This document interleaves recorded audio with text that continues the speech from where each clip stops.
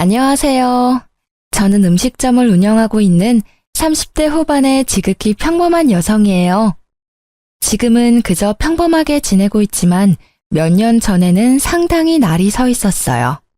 그 이유는 전혀 평범하지 않은 저의 이혼 과정 때문이었죠. 어찌나 어이없는 일만 일어나는지 주변에서는 이때 액땜을 해서 그 뒤로 좋은 일만 있을 거라며 위로까지 했을 정도였답니다. 그런 저와 남편은 첫 만남부터 참으로 남달랐죠. 서로의 이별에 대한 아픔을 달래다가 눈이 맞았거든요. 저는 예쁘게 생긴 편이 아니에요. 그건 남편도 마찬가지였죠. 객관적으로 말하면 남편은 못생겼다에 더 가까운 편이었죠. 저는 무척 잘생긴 남친과 사귀다가 그 남자에게 몰려드는 여자들 때문에 지쳐 헤어진 상태였고, 남편은 사귀던 여자에게 돈만 다 뜯겨먹고는 못생겨서 싫다는 말을 듣고 헤어진 상태였어요. 소개팅으로 만나 서로를 위로하던 우리는 그렇게 조금씩 정이 생기고 결혼까지 하게 됐어요. 남편의 얼굴은 잘생겼다고 말할 수 없지만 유쾌해서 같이 있으면 재미있었거든요. 일반 회사원이었던 남편은 결혼 후 제 음식 솜씨로 돈을 벌 수 있겠다 싶었는지 저의 반대에도 불구하고 퇴사하고 음식점을 열자고 하더라고요. 결국 저도 그에 넘어가 음식점을 하게 됐죠. 그때 시모에게 받은 스트레스는 어마어마했어요. 남편이 잘 다니던 회사 때려치게 만들었다며 볼 때마다 절 욕하셨어요. 억울했지만 가게가 잘 되기 시작하면서 그런 말도 잦아들었죠. 그렇지만 저를 향한 못마땅한 시선은 여전했어요. 솔직히 제가 음식점 열자고 한 것도 아닌데 말이죠. 그런데 제가 이혼을 하게 된 건 그런 시모의 행동 때문이 아니에요. 제 이혼 결심의 첫 이유는 남편의 심각한 외모 콤플렉스 때문이었어요. 저는 잘생긴 외모가 밥 먹여주지 않는다는 걸 알고 있었고, 무엇보다 잘생긴 얼굴에 피를 본 적이 있었던지라 외모는 저에게 딱히 중요한 부분은 아니었거든요. 그런데 제 생각을 항상 비꼬아서 듣더라고요. 그러면서 사소하게 부딪히는 일들이 많았어요. 그리고 그 외모 컴플렉스에 정점을 찍게 된 일이 생겼어요. 그건 가게를 찾은 한 손님의 지나가는 말에서부터 시작됐죠. 사장님은 음식점을 할 관성이 아닌데? 근데 음식 솜씨가 이만큼 좋으니 사장님 얼굴도 눈에 안 들어오는군. 손님은 음식이 맛있다는 이야기를 짓궂게 돌려 말한 것이지만 남편은 다르게 해석하더라고요. 그 말이 자신의 외모 비하라고 생각했어요. 솔직히 남편의 얼굴은 30대 초반이라고 하기엔 많이 나이가 들어 보였기에 이해를 하려고 했어요. 그런데 그날 이후로 제게 짜증을 내더라고요. 아, 진짜. 이번에는 진짜 성형 좀 해야겠어. 음식점을 할 관상이 아니라고? 늙어빠진 인간한테 내가 이런 말을 들어야 해? 진정해, 여보. 그냥 듣고 흘려 넘기라고. 장사하면서 그런 것까지 다 신경 쓰면 당사만 더 힘들어. 당신도 내가 바보라고 생각해? 어떻게 그런 말을 듣고 가만히 있을 수가 있어? 당장 나와서 한마디라도 거들었어야지. 손님이야. 밖에서 모르는 사람이 그랬으면 나도 화냈겠지. 그런데 손님이잖아. 자기가 이해하고 넘어가. 응? 아, 몰라. 진짜 짜증난다고. 나 진짜 성형수술 좀 해야겠어. 그렇게 말하는 남편의 눈이 제게 향했어요. 당시에 가게가 힘들어 돈은 제가 관리 중이었거든요. 알았어. 자기는 성형수술이 하고 싶은 거지? 자기가 얼마나 스트레스 받는 건지 알고 있으니까 돈이 좀 모이면 수술해. 그러고 마음이 편하다면 못할 것도 없지. 그렇게 말해주고 며칠이 지났을까? 짜증과 화가 많았던 남편의 모습이 변했어요. 뭐랄까, 그냥 거동이 수상하다고 해야 하나? 계속 제 주변을 맴도는 기분이 들더라고요. 와이프인데다 같이 일까지 하고 있으니 그저 기분 탓이라고 생각하고 넘겼는데 저는 괜히 그게 신경이 쓰이더라고요. 그런데 며칠 뒤 제 공책이 사라졌다는 걸 알게 됐죠. 저는 머릿속이 새하얗게 변할 정도였어요. 그 공책은 가게 메뉴 레시피를 적어둔 공책이었어요. 저는 그 공책이 없어진 게 남편과 관련이 있다고 생각했어요. 자기야, 잠깐 나 좀 봐. 할 얘기가 있는데. 그렇게 말한 그때 가게 문이 콱 열리더니 한 남자가 잔뜩 성이 난 얼굴로 성큼성큼 다가오면서 남편 얼굴에 뭔가를 집어 던지더라고요. 저는 놀라서 소리를 지르려다가 그 사람이 던진 게 제 공책이라는 걸 알고는 깜짝 놀랐어요. 잘 만났다, 이 사기꾼. 내 돈 내놔, 내 돈 내놓으라고. 이딴 가치도 없는 공책을 뭐? 비밀 레시피? 지랄을 하네. 어디서 사람을 등쳐먹으려고. 빨리 내가 준 돈 가져와. 여기서 이러지 말고 밖에서 이야기합시다. 남편은 헐레벌떡 일어나 그 남자를 데리고 밖으로 나가려고 용을 썼어요. 잠시만요. 그 공책이 비밀 레시피라고요? 그걸 이 남자가 당신한테 팔았어요? 아, 그렇다니까. 내가 이 집 장사가 잘 돼서 돈 주고 레시피를 사겠다고 했는데 공책 읽어도 온통 평범한 레시피뿐이잖아요. 아무리 그래도 그렇지 이런 인터넷만 뒤져도 나오는 레시피를 팔아? 이 나쁜 사기꾼 같으니라고? 잠깐만요. 내가 지금 당장 돈 도로 돌려줄 테니 당장 여기서 나가요. 아, 빨리! 제가 그 사람과 대화를 나누려 하자 남편이 다급히 상대방 남성을 돌려보내려 하더라고요. 남성이 돌아가고 나는 남편을 빤히 쳐다보며 말했어요. 내 레시피 공책 언제 가져갔어? 아니, 그걸 팔았어? 그게 뭔지는 알지? 그거 우리 가게 장사 미천이야. 별거 없다고는 해도 나한테는 소중한 거고. 나도 어쩔 수 없었다고. 빨리 돈을 마련하려면 그것 말고는 방법이 없었다고. 돈이 왜 그렇게 급하게 필요한 건데? 당신 어디 대출 섰어? 보증 섰어? 아니, 아무리 대단한 일이 있어도 자기 장사 미천을 파는 인간이 어딨어. 그거 뺏겨서 우리 가게 휘청거렸으면 어떻게 책임지려고 한 거야? 말해봐.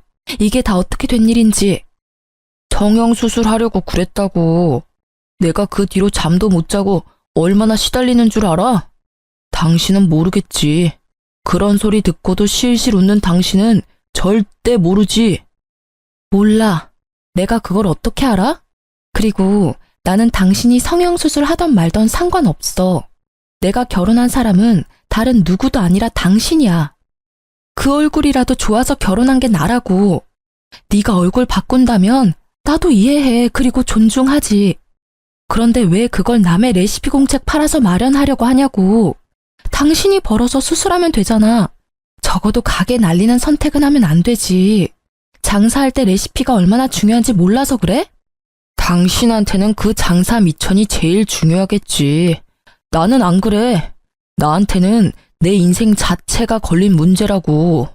우리 가게에서 웃는 손님들이 내 외모 보고 웃는 거 내가 모를 줄 알아? 다들 그렇게 실실거리면서 나 쳐다보고 진짜 죽겠다고.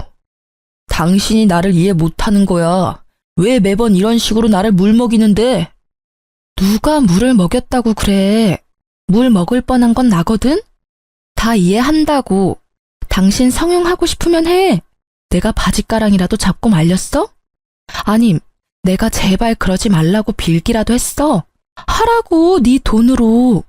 남의 물건 팔아서 성형하면 기분 좋겠어? 제 말에 할 말이 있을 턱이 없었던 남편은 입을 꾹 다물고 폰을 만지작거리더라고요. 가만 보니 아까 돌아간 남자에게 받았던 돈을 돌려주려고 계좌이체를 하는 모양이었어요. 그리고 그 일이 있은 후부터 남편은 저를 냉혈한 사람으로 몰기 시작하더라고요. 나한테 중요한 일이면 당신한테도 중요한 일이라고 생각했어. 내가 잘못 생각한 거지. 다 자기 살고 싶은 대로 사는 거지. 나만 답답하지. 어휴, 당신은 나보다 그 레시피가 더 중요하지? 그럼 왜 나랑 결혼했어? 그냥 레시피랑 결혼하지. 그걸 말이라고 해?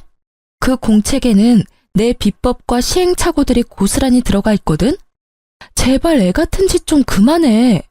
내가 너랑 결혼을 했는데 도대체 누구한테 잘 보이려고 성형을 하려는 거야?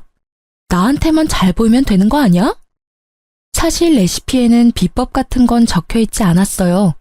제 비법은 저의 휴대폰 안에 저장되어 있었죠. 하지만 남편의 행동을 보고서는 그 사실을 절대 알려주지 않아야 되겠다고 생각했어요. 혹시라도 나중에는 제 폰을 갖다 팔아버릴지도 모르니까요. 어쨌든 제 말에 남편은 아무 말도 못했어요. 입이 10개라도 할 말이 없는 게 정상이죠. 그 모습이 마음에 걸려서 저는 한마디 해줬어요. 가게 잘 돼서 돈이 좀 모이면 수술비 지원해 줄게. 그때까지만 참아. 알겠지? 결국 이 말을 듣고서야 남편의 얼굴이 좀 펴지더라고요. 제가 말은 그렇게 했지만 참 어이가 없었어요. 지금 우리 처지에 장사가 잘 되는 것보다 더 중요한 게 어디 있나요? 입에 풀칠이라도 해먹고 살아야 외모 치장도 하는 법인데 그저 자기 외모에만 신경 쓰는 남편에 대한 신뢰가 완벽하게 사라지게 된 사건이었죠. 그렇게 한바탕 사건이 지나가고 남편은 무척 열심히 일했어요. 가게가 점점 잘 되기 시작하니 자리를 잡기 시작했죠. 단골들도 생기고 무엇보다 남편은 성형을 위한 자금을 차곡차곡 모아가고 있었죠. 그런데 언제부터인가 친구와의 약속을 이유로 늦게 들어오는 일이 생기게 됐어요. 요리를 직접 하는 사람은 저였으니 남편이 없을 때는 알바생이 일을 많이 도와줬어요. 그 사람 하나 없다고 가게가 안 되는 건 아니지만 그게 여러 번 쌓이는 걸 보니 뭔가 있나 싶기는 했어요. 이때는 솔직한 말로 남편에게 여자가 생길 거라는 생각을 단 한 번도 해본 적이 없었던지라 별 생각 없었어요. 남편이 못생겨서 그런 생각을 한 것은 아니에요. 다만 그 사람은 예전에 외모를 이유로 차인 이후로 여자에게 먼저 다가가는 것을 그리 좋아하지 않거든요. 그래서 별 신경 쓰지 않았죠. 그보다 더 신경 쓰이는 일이 매장에 생겼거든요. 어떤 한 여자가 거의 매일같이 가게를 찾는 거예요. 그것도 딱 남편이 없을 때만 골라서요. 저는 이상한 기분이 들었어요. 그 이유는 그 여자의 행동 때문이었어요. 사람 기분 나쁘도록 저를 쳐다보는 일이 많았고 이상하게 우리 가게에 관심이 많은 듯 여기저기 조심성 없이 훑고 다니더라고요. 저는 혹시 남편이 가게를 팔려고 내놨나 싶은 생각까지 했죠. 그 당시에 남편의 신뢰는 거의 바닥이었거든요. 레시피를 팔려고 한 적이 있는데 가게인들 못 팔겠어요? 그래서 그걸 의심했는데 그건 아닌 것 같더라고요. 그리고 일주일쯤 가게를 둘러보던 여자가 제게 말을 걸더라고요. 저기요, 아줌마. 잠시 할 이야기가 있는데요. 이때쯤엔 아줌마 소리에도 익숙해진 터라 별 생각 없이 네 손님 하고는 그 앞에 앉았죠. 점심시간도 훌쩍 지났고 저녁 시간으로는 아직 이른 시간이라 손님이 없었기에 이야기를 들어주기로 했어요. 딱 보니 저와는 정반대의 삶을 사는 사람 같더라고요. 화려하게 풀어헤친 샛노란 머리카락에 손가락, 발가락에 칠해진 매니큐어와 페디큐어는 짙고 선명한 색상에 뾰족하고 길었죠. 게다가 코가 아릴 만큼 강한 향수 냄새까지. 행색을 보면 절대로 음식점에서 일할 사람은 아니었어요. 이런 곳에서 할 말은 아니지만 아줌마 남편이 있죠? 제가 아줌마 남편 여자친구예요. 네? 제가 그 사람 와이프인데요. 알아요, 저도. 근데 당신이 그 남자 만나기 전에 제가 먼저 그 남자랑 사귀었거든요. 뭐, 얜 여자였죠. 지금은 아직 현재 진행 중이지만. 그러니까 당신이 상간녀라는 이야기인가요? 그런 단어 말고 좀 더 다르게 표현해 줄래요? 이래서 배운 거 없는 사람은. 배운 게 왜 없어요? 아니, 그쪽이야말로 배운 게 없잖아요. 어딜 바람 피운 여자가 여기까지 와서 본처한테 사귀니 많이 배웠니 못 배웠니 하는 거야? 그래서 지금 우리 남편이랑 사귀는 거 자랑하러 여기 왔어? 맞아요. 자랑하러 온 거. 그리고 기니 할 말도 있고요. 그 사람이랑 저 오래 사귀었어요. 그리고 헤어질 생각도 없고요. 그러니까 아줌마가 그 남자한테 이혼 이야기 꺼내줘요. 내가 왜 그래야 되는데요? 헤어지고 싶으면 지가 직접 이야기해야지. 그리고 헤어질 때 남편한테 못생겨서 헤어진다고 했다던데 이제 와서 찾는 이유가 뭐예요? 지금도 못생긴 건 마찬가지인데.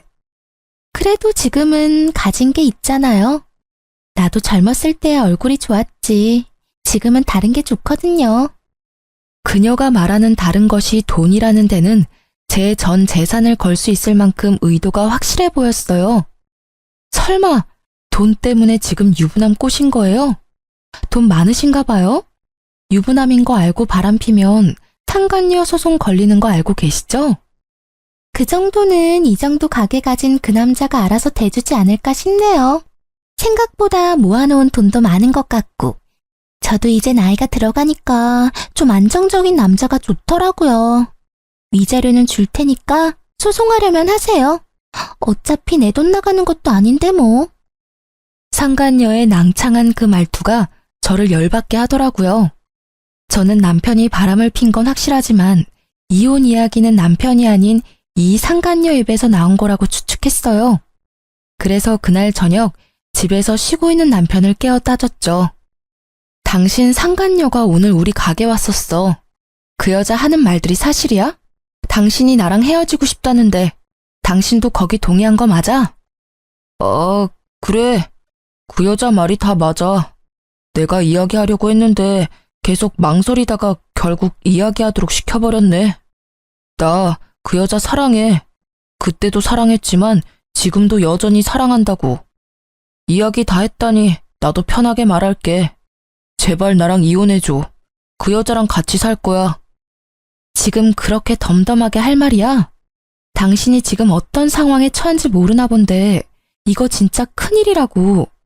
그 여자는 당신을 좋아하는 게 아니라 당신이 이뤄놓은 걸 좋아하는 거야. 당신 돈 보고 좋아하는 거라고. 그 여자가 뭘 했는지 알아? 옛날에는 잘생긴 남자가 좋았는데 지금은 다른 게 좋대. 그게 뭐겠어? 돈이지. 내 여자 모욕하지 마. 그런 소리 했을 리도 없고 그랬다 하더라도 당신이 신경 쓸 바 아니잖아. 그냥 이혼 좀 해줘. 내가 돈을 뜯기든 가죽을 뜯기든 알아서 한다고. 당신 진짜 미쳤어? 그 여자 당신 못생겼다고 찬 여자라고. 그런 여자가 이제 와서 당신한테 사랑을 느꼈다고? 아무리 봐도 말도 안 되는 이야기잖아. 그런 일은 일어날 리가 없다고. 분명히 다른 목적으로. 그래, 그럴 일 없겠지. 그치만 나도 나이가 들면서 중후한 멋이 생겼다잖아. 당신은 어차피 돈에 정신 팔려서 그런 것도 모르겠지만 사실 당신하고 만났을 때도 그 여자랑 헤어지고 싶지 않았어. 결국 어쩔 수 없이 헤어지는 바람에 내가 당신같이 못생긴 여자를 만나서 살고 있는 거잖아. 게다가 당신 나 좋아하는 것도 아니잖아. 그냥 가게 유지할 사람 필요한 거면 헤어져 줘도 되는 거 아니야? 내가 왜 이렇게 사는데? 다 당신이랑 나랑 잘 먹고 잘 살자고 이렇게 사는 거라고. 돈을 벌어야 펑펑 쓸 수 있으니까. 돈 없으면 뭘 할 수 있는데? 그리고 잘 다니던 직장 그만두게 하고 가게에서 일하게 만든 건 당신이잖아.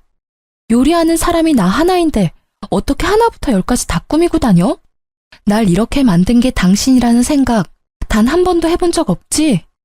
날 이렇게 만들어 놓고 당신은 밖에서 여자나 만들어서 돈 쓰면서 놀았어? 되지도 않는 말로 당신 꼬신 그 여자한테?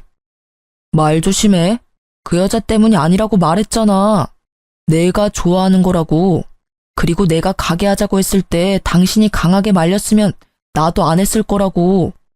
이딴 말을 짓거리는 남편놈을 보는데 진짜 가슴에서 솟구치는 분노에 몸이 덜덜 떨리더라고요. 딱 봐도 돈 목적으로 만나는 여자한테 홀라당 넘어가서는 조광지철을 버리려는 꼴을 보니 답답하기까지 했어요. 게다가 상간녀 편드는 걸 보니 정이 딱 떨어졌어요. 알았어. 이혼해. 나도 말 못 알아먹는 남자랑은 더 이상 말도 섞기 싫어. 합의 이혼하려면 위자료만큼 돈 나한테 줘야 하고 그거 싫으면 소송해. 어차피 나는 소송이 더 좋거든? 당신 바람피는 바람에 유책 배우자 돼서 나한테 위자료 줘야 해. 나도 내 몫을 챙겨야 하지 않겠어? 새로운 시작을 하려면 돈은 많을수록 좋으니까. 새로운 시작? 다 늙어 빠져서 주름밖에 안 남은 당신이 무슨 새로운 시작을 해. 예쁘기를 해, 돈이 있기를 해. 그렇다고 능력이 있어? 당신 아무것도 없어. 나랑 이혼하고 나가면 바로 거지꼴 된다고. 내 가게는 벌써 프랜차이즈 계약하려는 사람들이 생겼거든? 그러니까 이제 당신 같은 여자 필요 없어. 저는 남편의 모습에 학을 뗐어요. 자기가 곧 성공할 것 같으니 저를 버리겠다는 그 생각 자체가 더럽기 짝이 없는 생각인 거죠. 저는 꼴도 보기 싫어 그 집을 나왔어요. 남편은 이혼 정리를 빠르게 하더라고요. 저는 초고속으로 위자료를 받게 되었죠. 남편은 프랜차이즈 이야기만 잘 성공하면 이 정도 위자료는 바로 해결하고도 남을 거라고 생각했나 봐요. 그래서 빨리 돈을 주고 저를 떨궈내려 한 거겠죠. 그리고 상간녀 소송 비용까지 후다닥 주고는 제 자리를 지워가기 시작했어요. 남편은 제가 집을 나가자마자 상간녀를 가게로 들였더라고요. 처음에는 그 이야기를 듣고 엄청 열받고 자존심 상하더라고요. 그렇지만 그 상황이 오래가지는 않을 거라고 예상하고 있었어요. 이혼이 마무리된 날, 저는 아는 동생을 전 남편 가게에 보냈어요. 밥 한 번 먹고 오라고요. 언니, 걱정 안 해도 되겠어요. 그 집 곧 망하겠더라고. 사람도 예전에 반도 안 되고 일단 맛이 없어요. 근데 가게 메뉴나 밑반찬이 예전이랑 똑같은 모양으로 나오는데도 맛이 없던데? 이상하죠? 들어가는 재료는 거의 똑같고 완성된 모양도 똑같던데. 왜 그렇지? 그랬어? 그럴 줄 알았어. 두 사람은 어땠어? 가게 삐걱거리면 당연히 두 사람도 삐걱거렸을 텐데. 상간녀 혼자 가게 지키고 있는데 나 술집인 줄 알았잖아요. 무슨 화장에 옷차림이. 거기다가 인간적으로 음식 나오는 가게에서 향수는 좀 아니지 않아요? 향수 냄새에 음식 냄새가 섞여서 더 역하더라고요. 찡그리며 말하는 동생 이야기에 저는 코웃음을 쳤어요. 걱정 안 해도 잘 망해가고 있네. 나도 이제 슬슬 새 직장 찾아봐야겠어. 받은 건 많지만 일을 안 할 순 없으니까. 그렇게 이야기하고 며칠이 지났을까요? 집에 있는데 누가 벨을 누르더라고요. 전 남편과 상간녀가 있더라고요. 표정이 참 험악해서 저는 그들을 데리고 근처 카페로 갔죠. 당신 진짜 레시피 어쨌어? 왜 남의 레시피를 자기 것처럼 찾아? 어이가 없네? 나한테 맡겨놓은 거라도 있어? 아니, 우리 음식점 레시피를 왜 당신이 갖고 있냔 말이지. 맛이 다르다고 손님들이 화를 내잖아. 가게에 무슨 짓을 한 건데? 아, 웃겨. 손맛이 다른 거겠지. 그걸 왜 나한테 와서 따져? 레시피 다 알고 있었던 거 아니야? 저번에 레시피 팔려고 했을 때 다 봤을 거 아니야. 제 말에 남편이 무언가를 테이블 위에 던지듯 보여주더라고요. 딱 보니 제 레시피 복사본이더라고요. 역시 제 레시피를 빼돌린 거였죠. 그대로 만들었는데 맛이 없으니까 하는 말이지. 너 나 속였지? 진짜 레시피는 어쨌어? 너 때문에 우리 가게 망하게 생겼거든? 당연히 맛이 없었겠죠. 그 레시피는 반쪽짜리고 제 비법 소스 내용은 제 폰 안에 고이 저장되어 있으니까요. 비법 소스가 없으면 인터넷에 자주 올라오는 레시피일 뿐이거든요. 그러니 점점 손님이 줄어들고 인기가 줄어가는 거예요. 그러니까 그걸 왜 나한테 따지냐고. 레시피도 잘 도둑질 해갔으면서 나한테 와서 왜 음식 맛이 다르냐고 묻냐고. 네 가게잖아. 네가 그 이유를 알지 내가 어떻게 하냐고. 전 남편은 제 말에 답을 못 하더라고요. 자기들끼리 가게를 하기로 했으면 지들끼리 알아서 해야지. 왜 이혼한 전처한테 찾아와서 이 난리냐고요. 잠깐. 그러고 보니 아줌마가 우리 가게 댓글에 별점 테러한 거 아니야? 맛이 변했다면서 글 쓴 사람들 당신이 사주했지? 이보세요 상간녀 씨. 없는 이야기 지어내는 거 무고죄인 거는 알고 있죠? 저는요. 당신네 가게가 망하든 말든 상관없어요. 어차피 망할 거라는 걸 알거든요.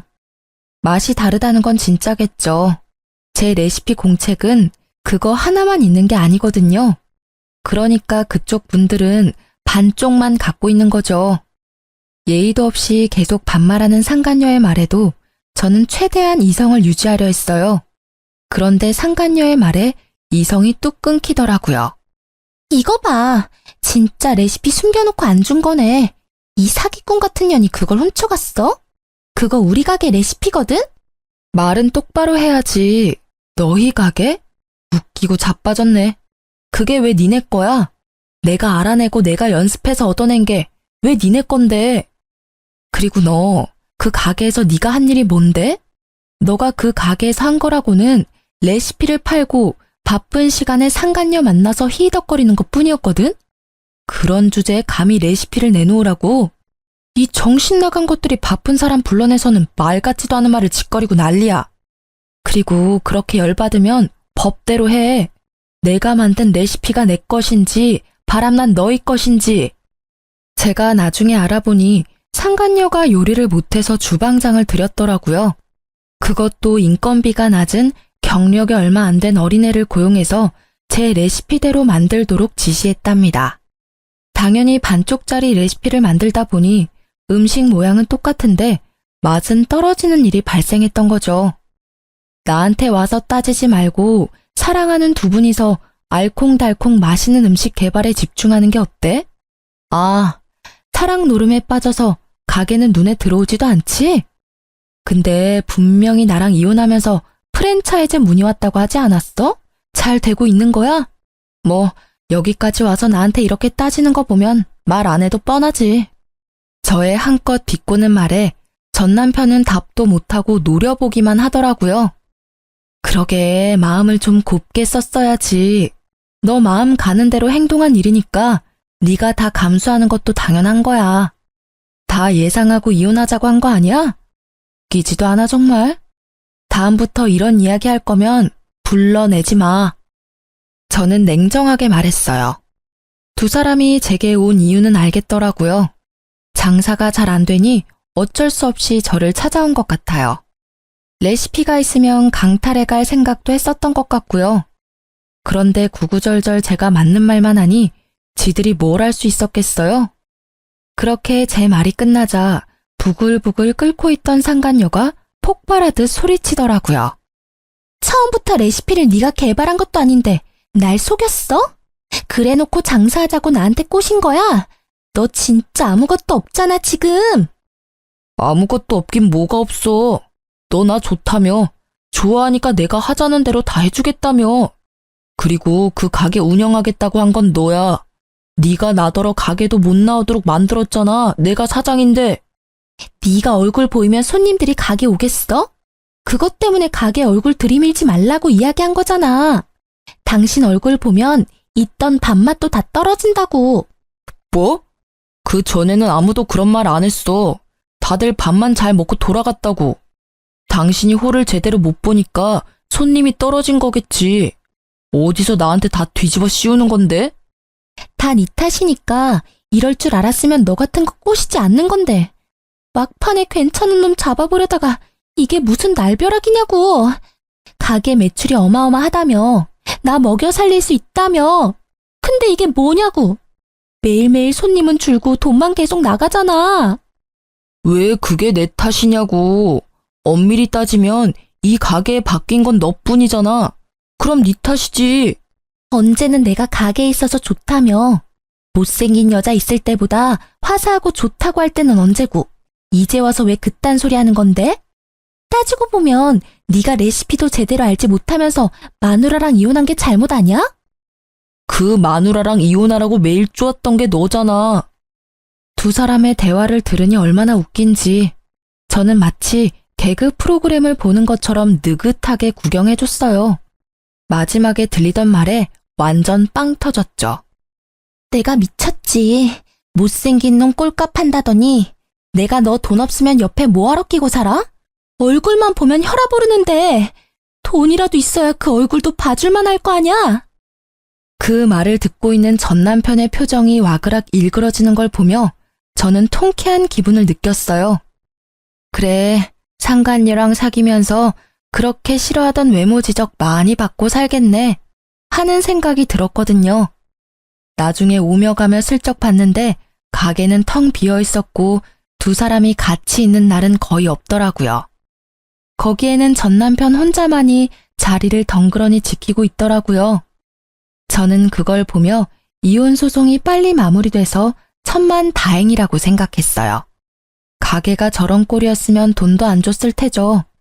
그나마 가게가 잘 될 거라고 예상하고 그 이득을 나누지 않으려고 빨리 위자료 준 게 저에게는 도리어 이득이었죠. 저는 이제 새 삶을 찾아야 했어요. 예전에 일했던 회사로 돌아가기에는 제가 너무 멀리 와버렸고 제 레시피가 아깝기도 했거든요. 그래서 음식점을 하나 차릴까 생각하고 있었어요. 이미 이혼은 했고 저라는 사람부터 건져야겠다는 생각을 했거든요. 주변 친구들에게 주방장 구하는 곳 있냐고 물어보고 얼마 지나지 않아 한 남자가 저에게 연락을 해왔어요. 여기서 좀 떨어진 곳에 있는 가게인데 주방장으로 일해볼 생각 없냐고 말이죠. 그쪽은 번화가는 아니었지만 가게가 들어가기에 나쁜 조건은 아니었어요. 직접 만나서 이야기하자고 해서 만났는데 깜짝 놀랐어요. 인상 좋은 미남이 한 분 계시더라고요. 조심스레 이것저것 물어보다 보니 돌싱이라는 것도 알게 됐죠. 서로 돌싱인 걸 알고 나니 좀 더 편해진 건 사실이었어요. 그래서 그곳에서 일하기로 했어요. 그곳에서도 이전 가게의 레시피대로 열심히 일을 했고 점점 손님들이 많아지더라고요. 그렇게 1년쯤 지나고 가게는 줄 서서 먹는 식당 정도는 아니라도 점심, 저녁, 식사 때마다 붐비는 가게 정도는 되더라고요. 그리고 여느 때와 같이 일을 하는데 한 사람이 가게로 들어오더라고요. 저는 주방에 있어서 신경을 못 썼는데 사장님이 오더니 저한테 잠깐 나와보라고 하더라고요. 표정이 좋지 않았어요. 무슨 일인가 싶었던 전 남편이 와서 기다리고 있더라고요. 이 가게에는 브레이크 타임이 있었는데 딱 그때를 맞춰서 찾아왔더라고요. 1년 만에 사람이 어찌나 늙었는지 얼굴에 주름이 쫙 껴서는. 저는 그 앞에 앉았죠. 1년이 넘게 지났는데도 말은 그리 좋게 나오지 않더라고요. 무슨 일이야? 나 찾을 일 이제 없을 텐데. 당신 아직도 아줌마 소리 들으면서 일하고 있지? 이런 작은 가게에서 일하면 얼마나 벌겠어? 푼돈 정도 되겠지. 남이사 푼돈을 벌든 떼돈을 벌든 무슨 상관이야? 여기까지 찾아온 이유가 나 화나게 만들려고 그런 거야? 용건 없어? 용건 없으면 나가줄래? 나 지금 저녁 준비해야 해서 바쁘거든? 이렇게 지내지 말고 돌아와. 내 가게 아직 그대로 있어. 그 자리에 똑같이. 당신이 오면 주방장 자리 줄게. 웃기고 있네. 지금 일 잘 다니고 있는 사람한테 뭔 소리야? 거기 이제 소문나서 손님도 별로 없다는데. 이렇게 예쁘지도 않고 돈도 없고 능력도 없는 여자 데려다가 뭐에 쓰려고? 당신한테는 예쁘고 돈도 많고 능력도 좋은 당신 좋다는 상간녀가 있잖아. 설마 나더러 두 사람 알콩달콩 사는데 끼라는 말은 아니지? 그런 꼴 보기 싫으니까 여기 와서 이런 짓 하지 말고 제발 그냥 무시하고 가줘라, 응? 미안해. 진짜로 내가 다 잘못한 것 같아.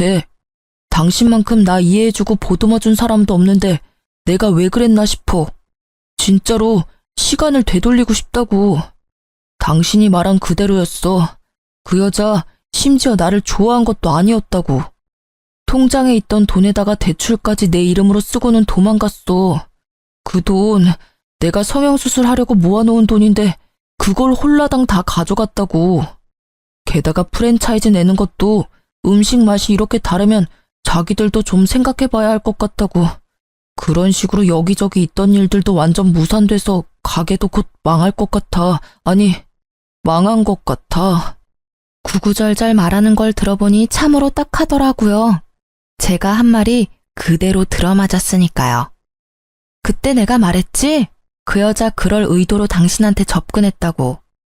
내가 그때 말할 때는 믿지도 않더니 이제 당하고 보니 내 생각이 났어? 근데 어떡하지? 내 눈에는 당신이나 그 여자나 똑같아 보이거든. 돈 좀 벌고 여자한테 눈 멀어서 바람난 당신이나 돈 노리고 당신한테 다가와서 다 들고 튄 그 여자나 다를 게 뭐가 있어? 나는 그 여자를 사랑했다고. 그런 내 마음을 배신한 거야. 내 어디가 그 여자랑 똑같다는 거냐고. 당신은 나를 배신했잖아. 왜? 네 사랑에 눈이 머니까 남의 마음 사정에는 신경도 안 쓰였니? 대단해. 사랑 타령하면서 나한테서 다 뺏어간 게 넌데 자기는 그 여자랑 다르게 생각한다는 걸 들으니까 좀 소름 끼치네? 안 그래? 나한테는 너도 충분히 나쁜 놈이야. 유부남이 사랑 타령이라니, 그것도 제 마누라가 아닌 상간녀한테. 그 사실이 잘못됐다는 걸 모르는 것도 참 딱하고. 그러니까 지금 사과하잖아. 미안하다고. 잘못했다고 하잖아. 당신이 화내는 건 알겠는데 내 사정도 이해해줘. 응? 당신도 솔직히 여기서 아줌마 취급 당하면서 힘들게 사는 거 싫잖아. 내가 당신 사모님 소리 듣게 해줄게. 응? 미안한데 저는 남편의 말을 끊으려고 했지만 제 어깨에 손을 얹는 부드러운 손길에 입을 닫고 제게 다가온 남자를 쳐다봤어요. 이 가게의 사장이었어요. 여보, 저녁 준비는 내가 해놓을 테니까 대화 잘 끝내고 와요. 오해가 상당히 많이 쌓인 것 같으니까 깨끗하게 잘 풀어서 다시는 찾아오지 않도록 하는 게 좋을 것 같아. 그리고 제 현재 남편이기도 했죠. 제가 이 남자와 결혼한 건 6개월쯤 됐을 때였어요. 저는 이 잘생긴 남자의 고백을 곧이곧대로 받아들일 수 없었지만 이 남자는 끝까지 저를 설득시키더라고요. 자신은 그런 사람과 다르다고 한 가지 분명하게 약속할 수 있는 건 절대로 바람은 피지 않고 다른 여자 쳐다도 보지 않겠다는 말을 하며 저를 설득했죠. 저는 한결같은 마음에 반해 사귀기로 했고 함께하는 시간이 많아질수록 서로에 대한 이해가 깊어지며 좋은 사이로 발전하게 됐죠. 누가 봐도 잘생기고 환칠한 남자가 제게 여보라고 부르니 전 남편의 얼굴이 엄청나게 놀라는 걸 확인할 수 있었어요. 여보? 당신 결혼했어? 나랑 헤어진 지 얼마나 됐다고 결혼을 해? 무슨 헛소리인지 모르겠네. 나는 엄연히 법적으로 이혼을 한 여자라고. 너하고의 사이에서 온갖 정이 다 떨어져서 이혼한 사람. 내가 왜 너 생각해서 재혼을 못해? 넌 나랑 이혼하자마자 상간녀랑 혼인신고 해놓고서는. 그래, 그러고 보니 너 유부남이었구나. 너 이런 식으로 나 꼬시면 안 되는 거야. 어차피 넘어갈 일도 없었겠지만. 그래도 이건 너무하잖아. 벌써 결혼이라니. 그리고 한 가지 네가 착각하는 게 있어서 내가 말해주는 건데 나 여기 사장님 와이프야. 넌 나랑 일할 때 매번 나한테 아줌마라고 불렀지? 그때 솔직히 정말 기분 더러웠거든? 너는 사장님이라고 불리는데 나는 아줌마라고 불렸잖아. 근데 여기 오니까 정말 달라. 이 사람은 일할 때 나를 여보나 사모님으로 불러. 못생긴 내가 싫어서 여보라고 부르지도 않은 네가 감히 여기 와서 그런 말 하면 안 되지. 아줌마 취급 당하면서 사냐고? 너랑 있을 때야말로 아줌마 취급 당했거든, 너한테서? 나는 그럴 의도로 당신한테 그런 말 한 거 아니라고. 그냥 주변 손님들이 다들 그렇게 이야기하니까 나도 모르게 아줌마라고 한 거지. 그걸 왜 다 내 탓으로 돌리는데? 네 탓이니까 네 탓이라고 하는 거지. 사장인 네가 날 그렇게 부르니 다른 손님들도 그렇게 부른 거라고. 그리고 솔직하게 말해줄게. 나는 너 잘생기고 못생기고 그런 건 상관없었어. 잘생긴 얼굴 가진 남자한테 피 본 사람이 나잖아. 그런 내가 얼굴을 볼 거라고 생각해? 나한테 중요한 건 내면이었거든. 그래서 나도 모르게 잘생기지 않은 사람을 찾은 건지도 모르지. 그치만 나는 결혼 생활에 신뢰를 지켰어. 당신 외에 남자도 만나지 않고 돈도 같이 벌었고 당신 성형수술한다는 것도 반대 안 했지. 그런데 돌아온 건 뭐였어? 이혼이잖아. 그것도 상간녀가 생겨서 나와 이혼한 아주 더럽고 짜증나는 상황. 근데 이제는 너한테 참 고맙다고 생각하고 있어. 지질이 못생기고 궁상맞게 생긴 남자도 나를 배신할 수 있다는 걸 깨달았거든. 그렇게 헤어지지 않았으면 이렇게 잘생기고 다정한 남편도 만나지 못했을 테고. 못생기고 궁상맞게 생겼다고? 너 지금 말 다 했냐? 내가 외모 지적하는 거 싫어하는 거 알면서 그런 식으로 나한테 비꼬는 거야? 응, 비꼬는 거야. 너야말로 외모 지적 나한테 하지 않았어? 네가 할 때는 너도 당할 수 있다는 생각은 했어야지. 이제 더 이상 할 말은 없지? 나 너희 가게 갈 일 없고 너도 나한테 이제 관심 가지면 안 되고 나 유부녀니까. 그럼 잘 가. 앞으로 2번 다시 만나지 않길 바랄게. 사랑 찾아갔으면 사랑으로 먹고 살아. 돈 벌려고 나 찾아오지 말고. 저는 냉정하게 말하고 전 남편에게 축객령을 내렸어요. 나가라고 둘러 말했는데도 전 남편은 나가지 않고 횡설수설하며 제게 말을 걸어오더라고요. 그때 재혼한 제 남편이 나타나 전 남편의 어깨를 잡고 밖으로 밀어냈어요. 손님, 이야기가 다 끝난 것 같으니까 돌아가 주세요.